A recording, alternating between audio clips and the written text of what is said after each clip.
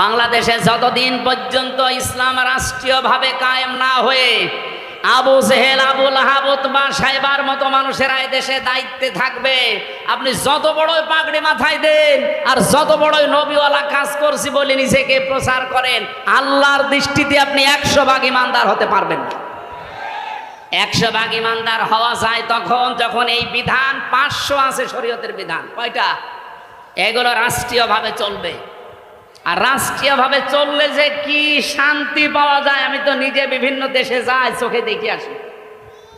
আপনি আফগানিস্তানে যান, মনে হবে একটা মিনি জান্নাতে আছি। আরে ভাই, খাবে খেলেই ভালো থাকা যায়, আপনার নিরাপত্তা লাগবে না। আপনি আল্লাহর আইনের বিরুদ্ধে অবস্থান নিয়ে নিজেকে প্রচার করেন, ভয় পান না। এজন্য কোরআন জানিয়েছে, ওয়া কাইফা আখাফু মা আশরাকতুম ওয়ালা তাখাফুনা আন্নাকুম আশরাকতুম বিল্লাহ মা লাম ইউনাজ্জিল বিহি আলাইকুম সুলতানা ওয়া কাইফা আখাফু, আমি কেমন করে ভয় করব? তোমরা যাদেরকে আল্লাহর সাথে শরীক করো তাদের বিষয়ে আমি কেমন করে ভয় করব, অথচ তোমরা আল্লাহর সাথে শরীক করে ভয় করো না। আমরা আল্লাহর আইন জমিনে কায়েম করতে গিয়ে বিভিন্ন উল্টাপাল্টা নাম শুনি, গালিগালাজ শুনি, হুমকি ধামকি। ভাই, কেন ভয় করব? আপনি আল্লাহর আইনের বিরুদ্ধে মানুষের তৈরি করা আইন কায়েম করতে গিয়ে ভয় পান না। আর আমরা ভয় পাইব মানে আপনার পক্ষে কোনো দলিল আছে? বলেন, আপনি যার আইন দুনিয়ায় কায়েম করতে চান তার পক্ষে কোনো দলিল আছে? তার চরিত্র আছে? তা আমরা যারা আইনের কথা বলি, যারা আইন কায়েম করতে চায়, আল্লাহর কসম কোনো ভয় আমাদের অন্তরে আর নেই। কারণ আমাদের নিরাপত্তার দায়িত্ব ডক্টর ইউনূসে। কার? ফাজ্জুল ফারিকাইনি আহাক্কু বিল আমনি। আহাক্কু ইসমে তাফসীর। বলো তো, এই যে পৃথিবীতে দুইটা দল, একটা আল্লাহর আইনের পক্ষে, একটা আল্লাহর আইনের বিপক্ষে, এর ভেতরে সবচাইতে নিরাপত্তার হকদার কারা? ইন কুনতুম তা'লামুন, যদি জেনে থাকো। এই জন্য আমি 2 দিন আগে বাংলাদেশ জামাত ইসলামী কর্তৃক আয়োজিত এই যে কুষ্টিয়াতে হরিনারায়ণপুর ইউনিয়নে একটা সমাবেশ ছিল, আমাকে মেহমান করে নিয়ে যাওয়ার পরে আমি বলেছিলাম, আগামীতে বাংলাদেশে যে নির্বাচন আসতেছে, যে ভোট আসতেছে, একটা হচ্ছে ইসলামের পক্ষে, একটা শয়তানের পক্ষে। এ কথার ভেতরে ভুল আছে। কারণ আল্লাহর আইনের পক্ষে আমরা অনেকেই এখন ইসলামী দল যারা সব এখন ভোটের বাক্স একটা দেওয়ার সিদ্ধান্ত নিয়েছি। এর বাইরে যারা আল্লাহর আইন বাদ দিয়ে অন্য আইন কায়েম করতে চান, আমি নাম নিলাম না তাদেরকে কোরআনে কারিমে শয়তানি বলা হয়েছে। নাকি আমি নিজে বানালাম? আল্লাহ রাব্বুল আলামিন বলেন, আল্লাযীনা আমানু ওয়া লাম ইয়ালবিসু ঈমানাহুম বিযুলমিন উলাইকা লাহুমুল আমনু। ভালো করে শুনবেন। আল্লাহ বলেন, আমি নিরাপত্তা দেই। আমার পক্ষ থেকে যদি কেউ নিরাপত্তা পেতে চায়, 2টা গুণ অর্জন করা লাগবে। ঈমান আনা লাগবে, আর শিরিক আর জুলুম মুক্ত জীবন গঠন করা লাগবে। এখানে জুলুম মানে শিরিক। আমি এই আয়াতটা মিলিয়েছিলাম সূরা আলে ইমরানের সাথে। অমাং দাখলাহু কানা আমিনা। যখন আমার মা আমার সাথে ছিল, বললাম যে মা, এই যে এটা মাকামে ইব্রাহিম আলাইহিস সালামের যে পায়ের চিহ্ন এখনো আছে। উনি অনেকক্ষণ দাঁড়িয়ে দাঁড়িয়ে ঘুরছিলেন আর দেখছিলেন। তো ওখানে একটা আয়াত শোনালাম, মা নিজেও পড়ছিল, অমাং দাখলাহু কানা আমিনা, যে আল্লাহর এই আয়াতের ভেতরে, এই এরিয়ার ভেতরে যারা আসবে তারা নিরাপত্তা পেয়ে যাবে। এ কথা কার? আপনি দেখবেন প্রায় 3.5 কিলোমিটার এলাকা জুড়ে কাবা শরীফের এরিয়া। আমি 3.5 কিলোমিটার পার হওয়ার পরে রাস্তায় লেখা দেখলাম, মামনুউন গায়রা মুসলিম তাদখুল। এরকম আরবিতে লেখা আছে যে মুসলমান বাদ দিয়ে অন্য কোনো জাতির লোক এই এলাকায় প্রবেশ করা নিষেধ। কারণ এলাকাটা আল্লাহ নিজে নিরাপত্তা দিচ্ছে। আপনার নিজের বাবার খনিও যদি সামনে পড়ে যায়, এই কাবার এরিয়ার ভেতরে আপনি কিছু বলতে পারবেন না। কি কথা বলছেন? এবার আমার প্রশ্ন এই নাটোরবাসীর কাছে, বলেন তো, বাংলাদেশের এই 56,000 বর্গ মাইল কি কাবা শরীফ? তো এখানে নিরাপত্তা লাগবে না? আজ আমি রাস্তায় চলতে পারি না চাঁদাবাজির ভয়ে, ছিনতাইয়ের ভয়ে। গত পরশুদিন আমার ঘরের পাশে এসির তার কেটে নিচ্ছে দিনের বেলা, সিসি ক্যামেরা লাগানো আছে। আমি জমান নামাজ পড়তে গেছি, ওই সময় সিসি ক্যামেরায় দেখলাম 1টা 31 বাজে, তার মানে নামাজে দাঁড়িয়েছে অলরেডি। ওই সময় চোর কাটতেছে। একটা তার কেটেও হয়তো নেশাখোর কয় টাকায় বিক্রি হবে, 200-300, অথচ ওটা লাগাতে 7,000 টাকা লাগবে। ও কাটতেছে, আমি 30 সেকেন্ডের ভিডিও ওসি সাহেবকে বললাম, এই যে দেখেন তো। ও তো জানে না যে ক্যামেরা লাগানো আছে, ও ধান্দায় কাটতেছে। ওসি সাহেব বলছে ঠিক আছে, আমি শনাক্ত করতে পেরেছি, দেখছি। আল্লাহ, বিকালে বসে হুজুর ধরে ফেলেছি। বেকালে ধরা পড়ার পরে জিজ্ঞাসা করলাম কি, বসে আচ্ছা করে পিটালাম। বসে এর আগেও 2 বার কেটেছিলাম। তার মানে ঠিকই বলেছি, এর আগেও 2 বার কেটেছি। কি করলেন? বছরে চালান দিয়ে জেলে পাঠিয়েছি। এই যে এই লোকটা দিনের বেলায় আমার নিরাপত্তা নেই, আমার জিনিসের চুরি হয়ে যাচ্ছে। আর এই রাতে এখন এই 10:30, 11টা এই কুষ্টিয়া পর্যন্ত নিরাপদে বাড়ি যেতে পারবো কিনা সে গ্যারান্টি এখন আমার হাতে আছে নেই। তাহলে এই 56,000, এখান থেকে কুষ্টিয়া মাত্র 60 কিলো এই জায়গা থেকে, তাহলে 56,000 বর্গ মাইল, প্রায় 1250 কিলোমিটার এদিক ওদিকে, এত বড় বিশাল এরিয়া, কাবা শরীফের মতো নিরাপত্তা দেওয়া লাগবে না? এটা তো ডক্টর ইউনূসই পারবে নাকি? বলেন বলেন। আল্লাহ রাব্বুল আলামিন বলেন উলাইকা লাহুমুল আমনু, এই যে উলাইকা দিয়েছে। এই বাংলাদেশের 56,000 বর্গ মাইলের দিকেই মনে হচ্ছে আল্লাহ এভাবে আঙ্গুল দিয়েছেন।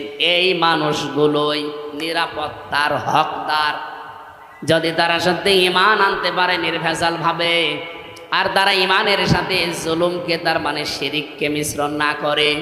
বাংলাদেশে নিরাপত্তার সাথে চলতে হলে দেশ শিরিক মুক্ত করা লাগবে। যত শিরিক পৃথিবীতে আছে 120 প্রকার পর্যন্ত আমি পড়েছি। সবচাইতে বড় শিরিক হচ্ছে আল্লাহর আইনের সাথে শিরিক করা। সুতরাং এই দেশে আমরা আল্লাহর আইনকে যারা প্রতিষ্ঠা করতে চাই তাদের জীবন শিরিক মুক্ত। আল্লাহর আইনের বাইরে অন্য কোনো আইন, যারা বাবার আইন, স্বামীর আইন, চাচার আইন, দাদার আইন, ব্রিটিশের আইন কায়েম করতে চান, আপনি শিরিক করছেন। আপনি নিরাপত্তায় থাকতে পারবেন না। আমাদের নিরাপত্তা তো মাস্ট বি আছে। আমরা মরে গেলেও শহীদ, বেঁচে থাকলেও গাজী, এরকম একটা শপথ বাক্য নিয়েই দুনিয়ায় বেঁচে আছি। কুলিন্না সলাতি ওয়া নুসুকি ওয়া মাহইয়ায়া ওয়া মামাতি লিল্লাহি রাব্বিল আলামিন। নবী আপনি বলেন, আমার নামাজ, আমার কোরবানি, আমার বেঁচে থাকা, আমার মরে যাওয়া, সব আমি আল্লাহকে দিয়েছি। এই কথা বলেই কিন্তু রাস্তায় আসা লাগে। যারা শপথ বাক্য পাঠ করে রকম হতে হলে এ আয়াত পড়ায় না? যারা পড়িয়েছি আপনি জিজ্ঞাসা করেন, আমারে তো পড়িয়েছে, আমারে আমিরে জামাত জেলখানায় পড়িয়েছে। বলছে এখানে পড়িয়ে দিলাম, বাইরে যেয়ে নতুন করে ঝালাই করবা। এসে আমি আবার এই 7-8 মাস পড়াশোনা করে, পরীক্ষা দিয়ে, ঝালাই করে, আমাদের কেন্দ্রীয় মেহমান মোবারক ভাই এসে আমারে বলছে, বলো কুলিন্না সলাতি। অথচ এই আয়াত সেই ছোটবেলা থেকে পড়ছি। তো ওই দিন পড়ার পর থেকে একটা আলাদা জিনিস আল্লাহ আমাকে দান করেছে। বলেন সুবহানাল্লাহ। আমার ভাইরা, আমি যে কথাটা তুলে আনতে চেয়েছিলাম, বাংলাদেশে এই 54 বছরে এখনো পর্যন্ত আল্লাহর বিধান একটাও চলছে না।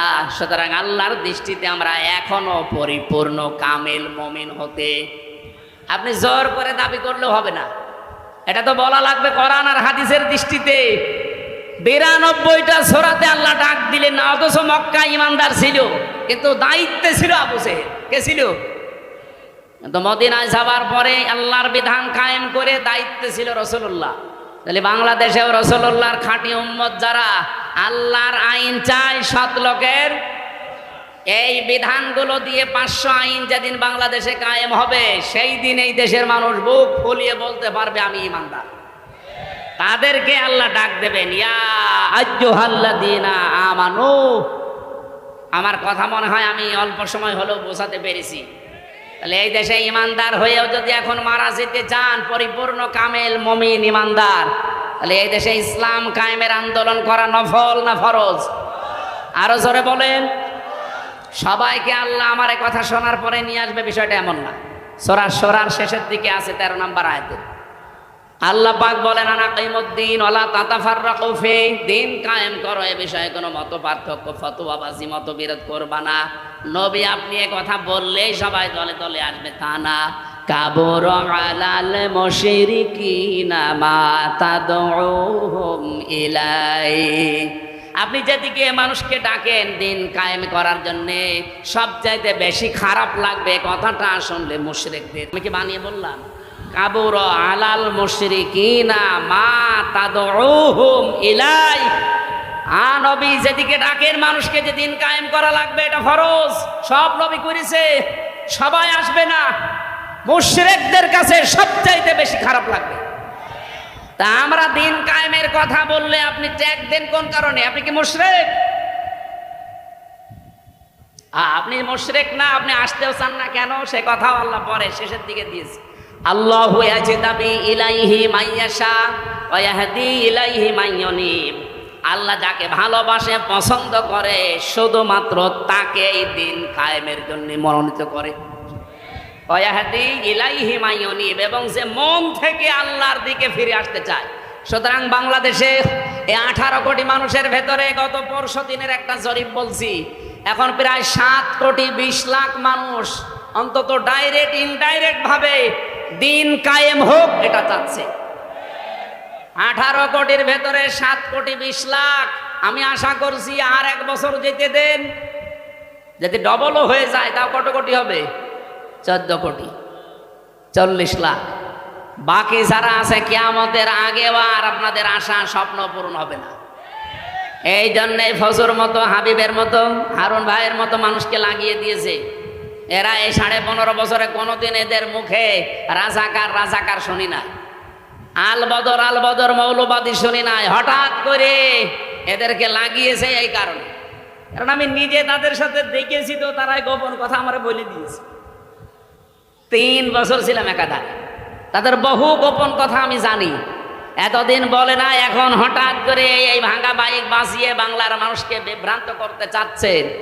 তারা ভালোভাবে জানে যে যেভাবে আসতেছে মানুষ ইসলামের দিকে, একামতে দিনের দিকে, এভাবে যদি ঝুঁকতে থাকে, আর একবার যদি 300 এমপির ভেতরে 151 জন আল্লামা সাইদি সাহেবের মতো, মাওলানা নিজামের মতো, আলী হাসান মোহাম্মদ মুজাহিদের মতো মানুষ মাত্র 151 জন এবার চলে যেতে পারে, ওরা 5 বছর লাগবে না, 1 বছরে যা করেছে, আর ক্ষমতা হাতে পেলে 2 বছরে ওরা যা করবে কিয়ামত পর্যন্ত আমরা চেয়ারের মুখ দেখতে পারবো। এইটাই বাস্তবতা। আমি একেবারে কাছে থেকে এই কথাগুলো শুনেছি, এটা ডেলিভারি দিয়ে দিলাম, আপনারা প্রচার করেন যা। সুতরাং ফজর মুখে এবং হাবিব ভাইয়ের মুখে চুনকালি পড়বে। আজকে কয় তারিখ? 25। আর মাত্র 5 দিন পর একটা অনুষ্ঠান আছে আমার, এই যে মোলাডুলি পাশে, মোলাডুলের পাশে ঈশ্বরদী থানার ভেতরে। আল্লাহর ওলিরা না এটা বন্ধ করে দেবে, বলেন সুবহান। আরে ভাই, এতদিন মসজিদের মেম্বারে দাঁড়িয়ে এই কথাগুলো বললে আপনারা বলতেন যে বিশাল সাহসী হুজুর, অথচ কালে সময়ের পরিবর্তে এই কথাগুলো এখন বললে আপনি বলেন যে মসজিদ কি রাজনীতি করার জায়গা? কি আশ্চর্য গো! মসজিদে যদি রাজনৈতিক কথা বলা না যায়, তো মসজিদে কি করবে? আপনি মসজিদে নববীতে যান, এখনো মেহরাবটা আছে, ওখানে উপরে আজান দেয়, নিচে অস্ত্র রাখার জায়গা। মেহরাব মানে কি? অস্ত্রাগার, যেখানে অস্ত্র রেখে দেয়, ইমাম সাহেব তার উপরে দাঁড়ায়, খুতবা দেয়, জাতিকে সতর্ক করে। আর সেই মসজিদে এখন চাঁদাবাজদের বিরুদ্ধে, চরিত্রহীনদের বিরুদ্ধে কথা বলতে গেলে বলে মসজিদ কি রাজনীতি করার জায়গা? রাজনীতি কোথায় করবো? ঝড়ে জঙ্গলে। সম্মানিত উপস্থিতি, আমি মক্কা এবং মদিনায় সূরা নাযিল হওয়ার প্রেক্ষাপটে যতটুকু বুঝেছিলাম ডক্টর নোমান আলী খান হাফিজাহুল্লাহর বক্তব্য থেকে আমি ডেলিভারি দিয়েছি। আশা করছি আপনি বুঝেছেন। এবার আপনার বিবেকের বিষয়, এদেশে সত্যি সত্যি ইমানদার পরিপূর্ণ যদি আল্লাহর দৃষ্টিতে হতে চান, রাষ্ট্রীয়ভাবে ইসলাম কায়েম করার জন্য সর্বাত্মকভাবে চেষ্টা করা লাগবে। আর সবাইকে আল্লাহ নিয়েও আসবে না, আল্লাহ যাকে পছন্দ করেন এবং যে মন থেকে আসতে চায় তাকে দিয়ে আল্লাহ এই কাজ করাবে। সুতরাং এই 7 কোটি 20 লাখ মানুষকে আমার মনে হয় আল্লাহ পছন্দ করে ফেলেছে। বাকি যাদেরকে এখনো পছন্দ করেনি তারা লাইনে থাকেন, সিরিয়াল করেন, একটা একটা করে আসেন। এই কথা বুঝতেছেন? এবার আসেন তো সূরা মায়েদার আনামের 50 নম্বর আয়াতটা আমরা পড়েছি। নবীকে নিয়ে যে কথাগুলো এই মাস আসলে এখন বলা হবে, নবী গায়েব জানে। বিভিন্ন জিনিসের কথা তার উপর চাপিয়ে দেওয়া হয়, সেইটাই আল্লাহ জানিয়েছেন। হে নবী, আপনি বলেন কুল্লা আকুলু লাকুম ইনদি খাযাইনুল্লাহ, যে বলেন আমার কাছে আল্লাহর ধন ভাণ্ডার নেই। ওয়ালা আলামুল গায়বা, আমি গায়েব জানি না। ওয়ালা আকুলু লাকুম ইন্নী মালাক, আর আমি এ দাবি করি না যে আমি ফেরেশতা। ইন আত্তাবিউ ইল্লা মা ইউহা ইলাইয়া, আমি তো অনুসরণ করি শুধুমাত্র অতটুকুর যেটা নাজিল হয় আমার প্রতি। কুল হাল ইয়াস্তাবিল আমা ওয়াল বাসীর, নবী আপনি বলেন তো যারা হক এবং যারা বাতিল, যারা চক্ষুষ্মান যারা অন্ধ, এরা কি সমান? আফালা তাতাফাক্কারুন, এরপরও চিন্তা করবা না? এবার আসেন আমরা বাস্তবতায় যাই। বাংলাদেশে যেহেতু রবিউল আউয়াল আসলেই দুইটা জিনিস সামনে চলে আসে, একটা মিলাদ আর একটা সিরাত। কি আসে? আমার 1 ঘন্টা হয়ে গেছে, শুরু করব? আরো 15-20 মিনিট বলতে চাই, থাকবেন? এই যে যারা উঠে যাচ্ছে এরা কি ওইগুলো নাকি? উঠেছেন না ভাই, অন্তত 10-15 মিনিট সময় দেন। আমারও সে ফজরের পর থেকে আবার আরম্ভ অনুষ্ঠান, একেবারে সন্ধ্যা পর্যন্ত। এই জন্য অনুষ্ঠানগুলো এখন সব গুটিয়ে ফেলেছি, দূরে কোনো জেলায়ও যাচ্ছি না। নির্বাচনের আগ পর্যন্ত তো এই 5-7টা জেলায় আমি শেষ করতে চাচ্ছি। সারাদিন আমার সাংগঠনিক কাজ থাকে, আর এই মাগরিবের পর থেকে রাত 9টা, 10টা, 11টা পর্যন্ত আপনাদের সময় দিয়ে যাবো। পাবনা, নাটোর, ওদিকে মেহেরপুর, চুয়াডাঙ্গা, ঝিনাইদহ, রাজবাড়ী, এই শেষ। আর বাইরে যাব না ইনশাল্লাহ। আমিরে জামাত আমাদের নির্দেশ দিয়েছেন যার যার এলাকায় কাজ করতে। আল্লাহ আমাদেরকে যেন ইখলাসের সাথে কাজ করার তৌফিক দেন, আমিন। এ মাস আসলে যেহেতু এই ভেজালগুলো আছে, এই জন্য নিরসন করছি। কি আসে বলেন তো? মিলাদ আর সিরাত। মিলাদ মাহফিল হবে না? 63 দিন ব্যাপী নবীর মিলাদ মাহফিল কারা যেন আয়োজন করেছে চট্টগ্রামে, 63 দিন। আর বাংলাদেশ জামাত ইসলামী চট্টগ্রামের চনতি ময়দানে আল্লামা সাঈদী যেটা করতেন, ওখানে 19 দিন ব্যাপী 19 জন আলেম প্রতিদিন যাবে। আমার 18তম দিনে দিয়েছে নবীজির রাজনৈতিক জীবন কেমন ছিল। আশা করছি ওখানে কথাগুলো সঠিকভাবে তুলে ধরতে পারবো ইনশাআল্লাহ, আপনারা দোয়া করেন। আজকে আমার বিষয়টা হচ্ছে মিলাদ এবং সিরাত, এই দুইটা শব্দ নিয়ে। অনেক মানুষ আছে বাংলাদেশে মিলাদ মানে সিরাত মানতে চায় না, অনেকে আবার সিরাত মানে মিলাদ মানতে চায় না। না, দুইটাই মানা রাখবে। মিলাদুন বিলাদুন থেকে এসেছে, এটা মানে জন্ম বৃত্তান্ত। মিলাদ মানে কি?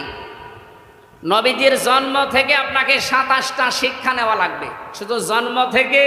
এবার তার সিরাত আরম্ভ হয়েছিল, এই সিরাত থেকে 12টা, আর এখান থেকে 27টা। আমি একটা প্রথমে দিতে চাই, দেখেন তো আপনি নিতে পারেন কিনা। এটা সিরাত ইবনে হিশামে এসেছে।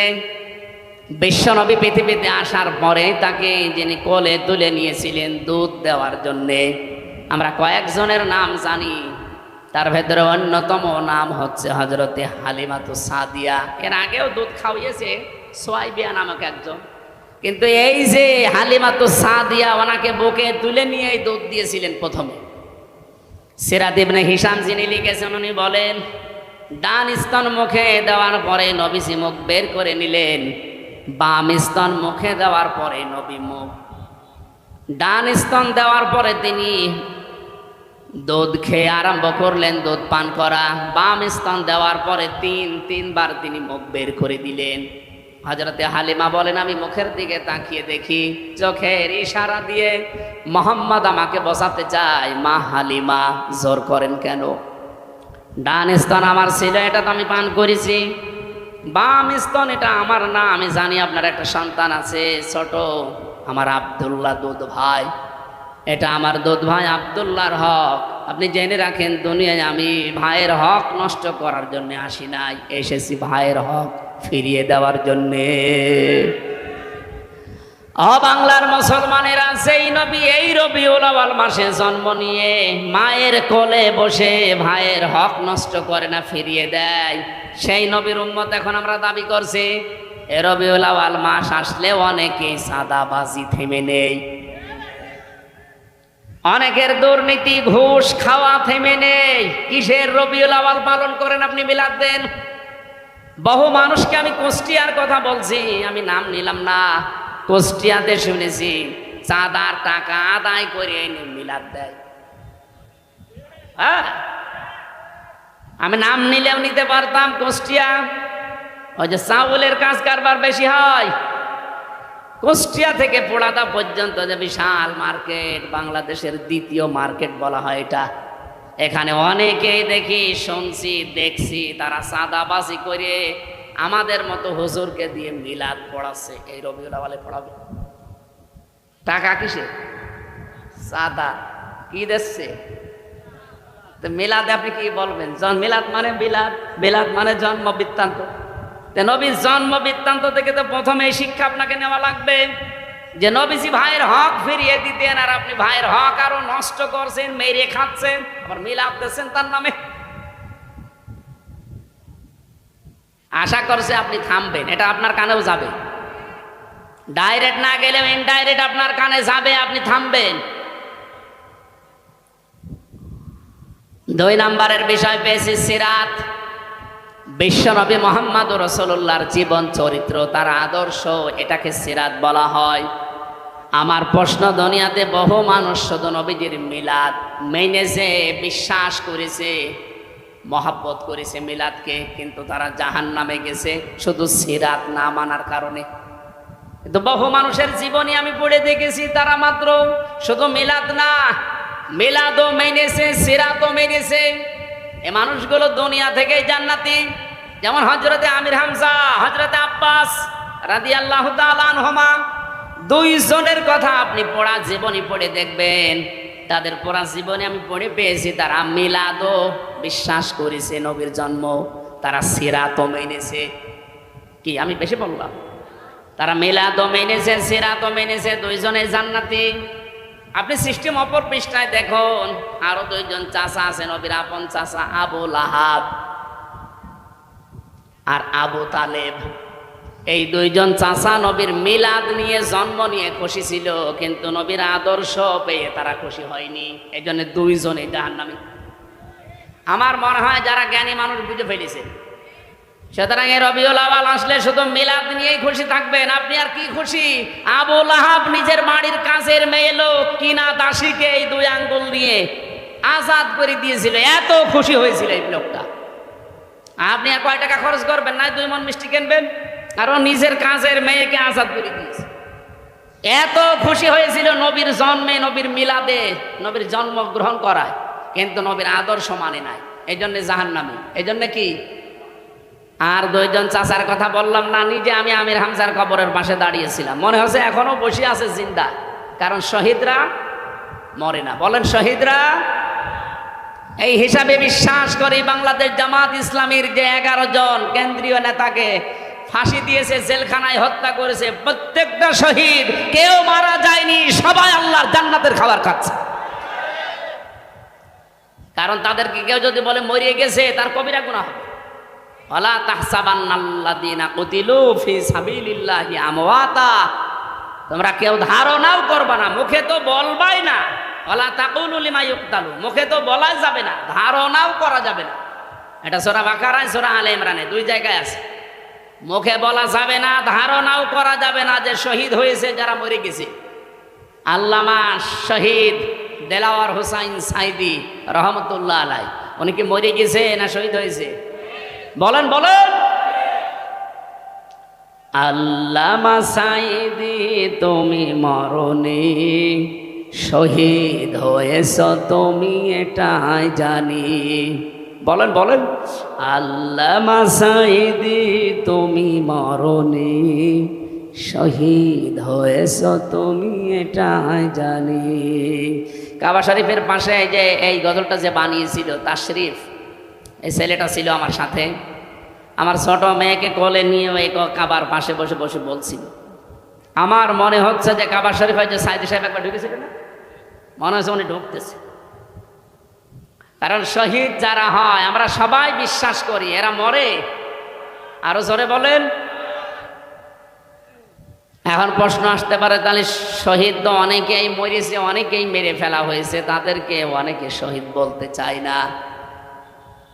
জিয়াউর রহমানকেও মেরে ফেলা হয়েছে, মুজিবুর রহমানকেও মেরে ফেলা হয়েছে, 2 জনকে মেরে ফেলা হয়নি।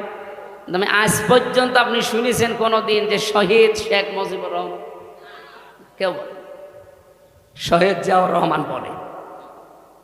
আমি আশা করব শহীদ জিয়ার যে আদর্শ ছিল উনি যে মনোভাব নিয়ে রাজনীতি করতেন, বাংলাদেশে যারা বিএনপিতে আছেন তার মনোভাবে ফিরে আসেন। তিনি সারা জীবন ছিলেন ভারতের বিরুদ্ধে। আপনি তার জীবন পড়ে দেখেন, সারা জীবন তিনি ভারতের আগ্রাসনের বিরুদ্ধে ছিলেন। আর আপনি কি দল করেন যে দাদাদের কথা ছাড়া নড়তে পারেন? তার মানে আপনি ওনার আদর্শের ওপরে আর নেই। ওনার রাজনৈতিক জীবন একটু ভালোভাবে পড়ার আহ্বান জানাচ্ছি।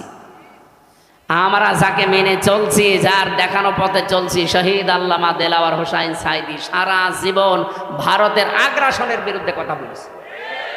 বাংলাদেশ জামাত ইসলামীতে যারা আছে তাদের একই মনোভাব। আপনি দেখেন, কারো মাতব্বরি আমরা পছন্দ করি না। আপনি বন্ধুত্বের হাত বাড়িয়ে দেন, প্রতিবেশী হিসাবে আমরা মেনে নেব। মাতব্বরি করবেন, ওটা আমরা মানি না। কথা বলেন না কেন? মাতব্বরি মেনে নেওয়া যদি মানুষের স্বভাব হতো তাহলে সিঙ্গাপুর মেনে নিত। সিঙ্গাপুরের পাশে মালয়েশিয়া, 5 ডবল না, আমার মনে হয় সিঙ্গাপুরের চাইতে মালয়েশিয়া কমপক্ষে 50 ডবল বড় হবে। কারণ বাংলাদেশের এই নাটোর যত বড়, সিঙ্গাপুরে এত বড় না। নাটোরে এ মাথা থেকে ও মাথা কত, 60-70 কিলো হবে না? 60-70 কিলোর বেশি হবে এ মাথা ও মাথা, অথচ সিঙ্গাপুর মাত্র 42 কিলো। তাহলে সেই হিসাবে বাংলাদেশের 64টা জেলা, নাটোর তো খুব বড় জেলা না, কুষ্টিয়া চাইতেও ছোট। সেই হিসাবে আমি বলছি যে সিঙ্গাপুরের চাইতে মালয়েশিয়া 50 ডবল বললে ভুল হবে, আরো বড়। কারণ মালয়েশিয়া বাংলাদেশের কমপক্ষে 7 ডবল, এর চাইতে 7 ডবল বড় বাংলাদেশের চাইতে। অথচ তার পাশে সিঙ্গাপুর ঠিক বন্ধুত্বের হাত বাড়িয়ে দিয়েছে। তাদের এরকম তার কাটা দেওয়া নেই। বন্ধুত্বের হাত বাড়াবেন আপনি, প্রতিবেশী তার কাটা দিয়ে রাখবেন কোন কারণে?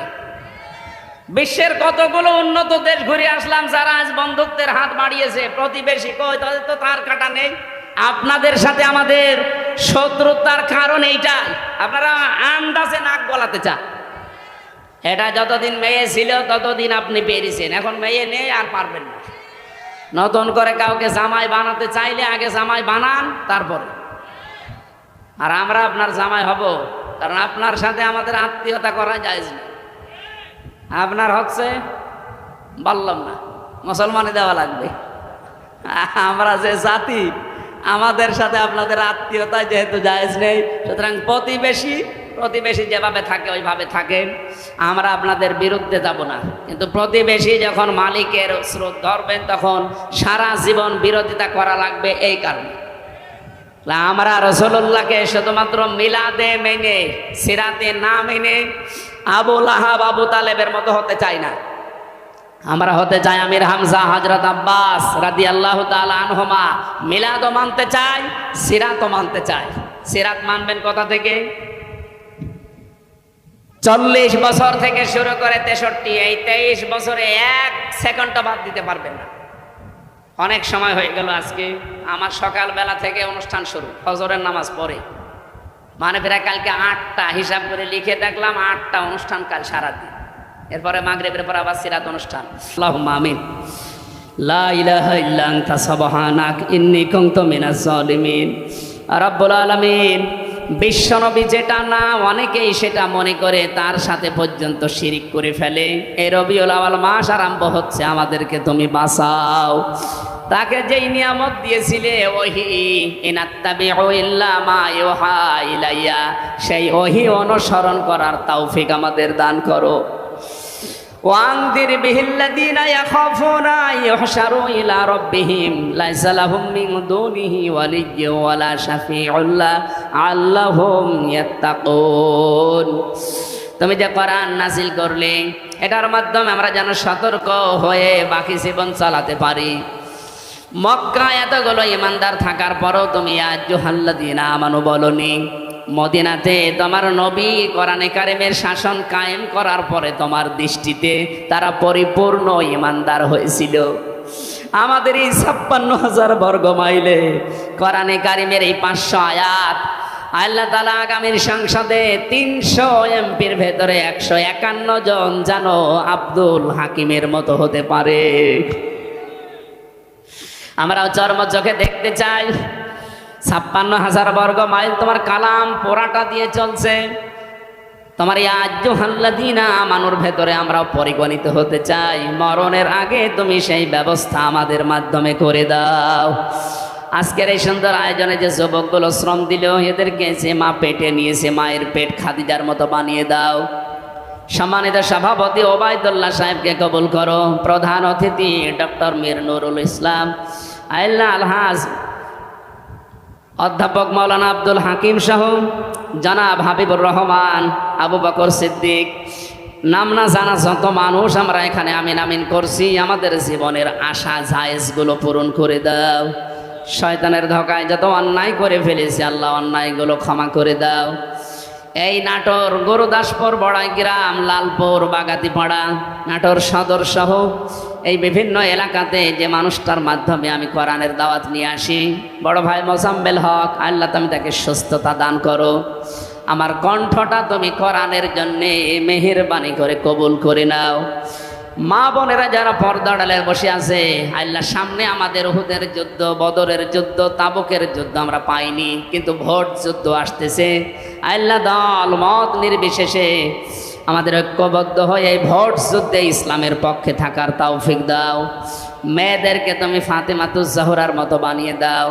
আমরা অনেকে অসুস্থ আছি, শেফায়ে কামেলা জেলা দাও। এলাকায় যারা কবরে আছে আল্লাহ কবরগুলো জান্নাত বানিয়ে দাও। আগে সেই 12 সাল, 13 সাল, 14 সালের দিকে যখন আসতাম, আবু বকর সিদ্দিক নামে আমার এক নাম ডাকা মামা এলাকায় ছিল। আল্লাহ সে কবরে আছে, তার কবরটাকেও তুমি মাফ করে জান্নাত দিয়ে দাও। বারাকাল্লাহু লানা ওয়া লাকুম ফিল কোরআনিল আযীম। কখন কার কাছে আজরাইল চলে আসবে জানি না। চর্ম চোখে অন্তত এটা যেন দেখতে পারি যে তোমার কোরআন দিয়ে 56,000 বর্গ মাইল চলছে। আল্লাহ তাআলা জনাব মাওলানা আলী আকবর, যার মাধ্যমে আজকের এই আয়োজন, তার পাটা অ্যাক্সিডেন্ট করে নষ্ট হয়ে গেছে। মেহেরবানি করে শেফায়ে কামেলা আজেলা দান করো। তার বাবা মা কবরে আছে, কবরগুলো জান্নাতুল ফেরদাউস বানিয়ে দাও। তার স্ত্রী পুত্র সন্তান আদি যেগুলো দিয়েছে সহি সালামতে রাখো। আজকের মাহফিলটা হেদায়েতের জন্য কবুল করি না।